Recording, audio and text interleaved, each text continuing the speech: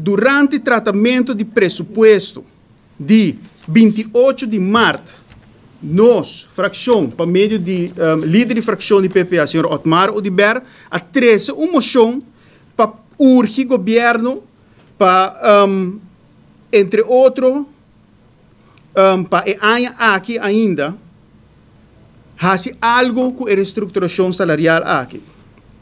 Que nós estamos dando emoção aqui, me quer ler textualmente para Bolsonaro um rato, para em 2025 apresentar e aprovar uma estrutura salarial nova para nós maestros conforme o diferente conselho não trabalhar durante o último ano não.